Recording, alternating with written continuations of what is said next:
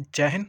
तो ये मैंने अपना एसएससी सीपीओ 2023 के लिए मेंस के लिए सीजीएल 2022 का मॉक दिया था। 8 अगस्त का ये 2022 का मॉक है सीजीएल मेंस का, और इसमें मेरा स्कोर आया है 163.75।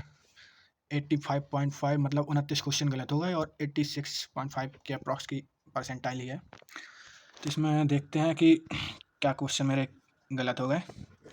काफ़ी आसान क्वेश्चन ही गलत हुए इसमें। कॉम्प्रिहेंशन वाला पार्ट मेरा ज़्यादातर गलत हो गया। इसमें मेरा कॉम्प्रिहेंशन वाला पार्ट के 10 क्वेश्चन के अप्रॉक्स गलत हो गए हैं पूरे मिला के, और बाकी सिली मिस्टेक भी इसमें काफ़ी ज़्यादा हो गई थी इस वाले मॉक में मेरी। अब देखते हैं कि वो क्या मिस्टेक थी और अवॉइड भी की जा सकती थी उन मिस्टेक को। ऐसा कुछ खास था नहीं उन मिस्टेक्स को अगर ध्यान से भी देखते तो ये जैसे कि ये कॉम्प्रिहेंशन वाले क्वेश्चन है, ये मैं सोचता हूँ कि ये सारे अंदर ही होते हैं पैसेज के अंदर, उस पैसेज को ध्यान से नहीं पढ़ा तो ये क्वेश्चन इसी वजह से गलत हो जाते हैं केवल। तो देख सकते हैं आप मेरे 3 क्वेश्चन पहले ही पैसेज से गलत हो गए। फिर ये था, ये इसमें क्या है, fossil fuels like coal and oil puts more carbon dioxide into puts much carbon dioxide, much या मोर, मच होगा, मतलब मोर है, more carbon dioxide into atmosphere. मैंने पहले भी मच लगाया था और अभी भी गलत हो गया। ये फिर से इसमें ये एक्सेप्ट नहीं देख पाया, इसी वजह से ये पूरा क्वेश्चन गलत हो गया। अर्थक्वेक भी था, सेल वॉल भी था, बैलेंस और अर्थक्वेक एंड फ्लड्स नहीं था शायद, बाकी ये तीनों को मेंशन थे। एक्सेप्ट लिखा था इस क्वेश्चन में, नॉट के इक्वली होता है एक्सेप्ट भी, तो ये इसका वजह से ये चला गया। ये एक क्वेश्चन गलत हो गया। Consisting of talent should and look alike episode that have become one of the contest. मैंने पहले इंसिडेंट्स लगाया था, इंसिडेंट तो किसी भी हिसाब से नहीं हो सकता था। एपिसोड ठीक है, ये गलत हो नहीं था, वो उनकी मीनिंग ही पता नहीं थी। Which is a much higher deliverance incidents frequency than anywhere, तो ये फ्रिक्वेंसी तो होगा नहीं, अर्जेंसी इसका मतलब डिलीवरेंस, तो इंसिडेंट्स। तो ये ऑप्शन के हिसाब से करा जा सकता था, इसमें कुछ खास था नहीं, ऑप्शन ही बिल्कुल अलग अलग दिए थे, कॉन्टेक्स्ट के हिसाब से थे ही नहीं ऑप्शन, तो ये हो सकता था। अब ये देखो कितनी कैसी मिस्टेक कर रही है। Learning a poem by heart, सही लिखा है लेकिन मैंने ऑप्शन पढ़ा, लास्ट वाला पढ़ लिया मैंने, learn a poem by heart, ये गलत हो गया। नो इम्प्रूवमेंट था इसमें, मैंने पहला वाला लगा दिया। A large single detached house with a single और डबल स्टोरी, तो शूट मतलब होता है कि एक ही अपार्टमेंट हो, उसमें एक फिक्स फ्लोर का, और ये अपार्टमेंट तो होगा नहीं, काफ़ी सारे फ्लोर होते हैं इसमें। और ये पेंट हाउस, ये भी मुझे पता नहीं, लेकिन बंगलो इसका सही आंसर है, आसानी से ये भी हो सकता था। The Apple tree was loaded with, तो ये इधर पे वाच के बाद एग्जेक्टिव फॉर्म आएगा, तो ये लोडेड नहीं आएगा, लेडन विथ आएगा, एग्जेक्टिव फॉर्म आनी थी इसकी, तो ये भी सिंपल से गलत हो गया। ही, ए से चालू होगा नहीं, डी से चालू होगा ये।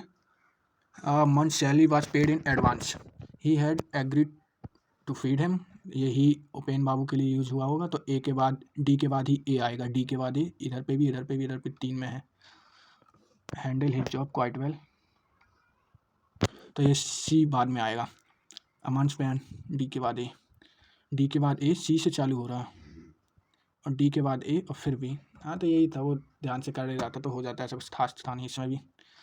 ही, the old man and his dog, B के बाद ही ए आएगा, बी के बाद ए दूसरा और चौथा ऑप्शन में है। द डॉग, हिज डॉग, तो बी के बाद ही डी आएगा। ये दोनों ऑप्शन सेम ही बन रहे हैं। Every day past our house and went down to street to the park, अब बी, ये था ऑप्शन बी से चालू होगा उसके बाद, तो ऐसे इजी क्वेश्चन गलत होगा। ये वाला मुझे समझ में नहीं आया, इसमें वैसे भी 20% का ये सही हुआ था, डायरेक्ट इनडायरेक्ट भी।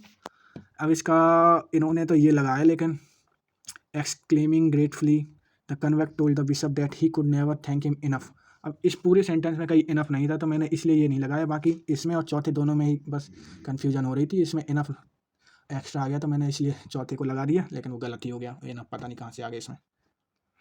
The scientist are busy exploring, busy to explore नहीं, बिजी के बाद टू नहीं आएगा, बिजी के बाद हमेशा जीरन फॉर्म आती है, ये एडवांस वर्ब फॉर्म का चैप्टर था। अब ये देखो, बाज कॉज्ड है तो इसका टेंस बदलता है पास्ट इंडेफिनिट में, तो इधर पे था डिड नॉट कॉज। अब मैंने ये आंध्र प्रदेश, इसका ऑब्जेक्टिव फॉर्म ही नहीं बदला इधर पे, बाय द साइक्लोन है तो साइक्लोन आगे आएगा, ये जल्दी जल्दी के चक्कर में गलत कर दिया।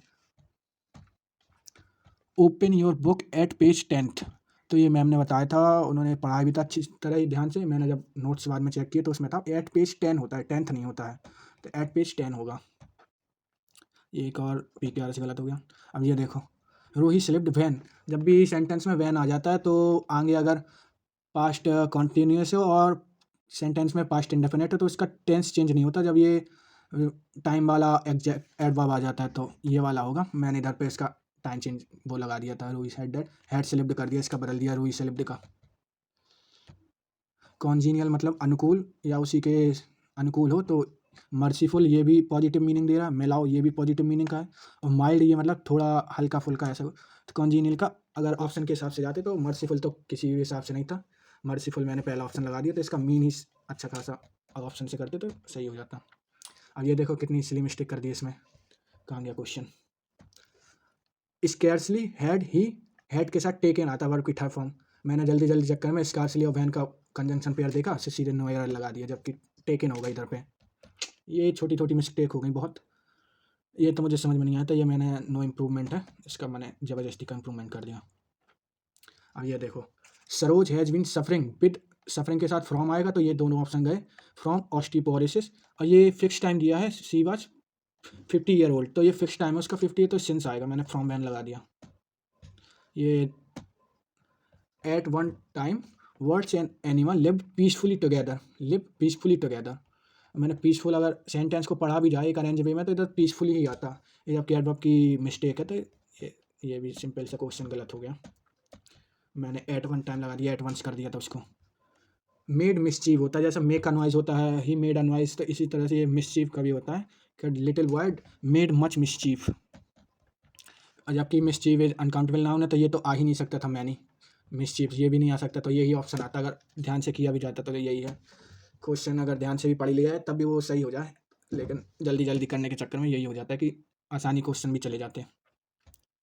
ऑल इन ऑल, अब ऑल इन ऑल का मतलब होता है एवरीथिंग, अब ऑल थिंग कंसीडर, सभी थिंग को कंसीडर, मैंने एवरी पर्सन लगा दिया, यही है मतलब कि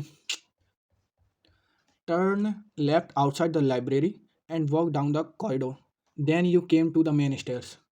अब इसमें कह रहा है कि आप लेफ्ट मुड़ जाएं और लाइब्रेरी डोर के आप लाइब्रेरी डोर से लेफ्ट मुड़ जाएं and walk down the corridor, corridor की तरफ वॉक करें तब तक जब तक कि आप मेन स्टेयर्स देखें, मतलब अनटिल आएगा, जब तक कि आप मेन स्टेयरकेस की जगह ना पहुंच जाए, तो अनटिल यू केम, यही है।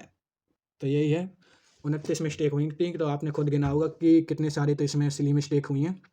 अगर यही सिली मिस्टेक भी अगर सही कर लेते, क्वेश्चन को थोड़ा सा भी ध्यान से पढ़ लेते तो आसानी से, इसमें ऐसा कुछ था नहीं, जिस हिसाब से 163 नंबर आए हैं तो ये आसानी से 180 के लगभग भी पहुंच सकते थे नंबर, इसमें कुछ खास था ही नहीं, सारी सिली मिस्टेक्स होती गई हैं और 180 के नंबर लगभग आते तो यही 93 रैंक बन जाती आउट ऑफ, तो यही परसेंटाइल मेरी 98 97 के लगभग पहुंच जाती, जो अभी 86 है। तो बस यही है, बाकी आप लोग भी बताना 6 अगस्त 2022 वाले में आपका कितना स्कोर रहा, मेंस का, सीजीएल मेंस का था ये वाला मुक।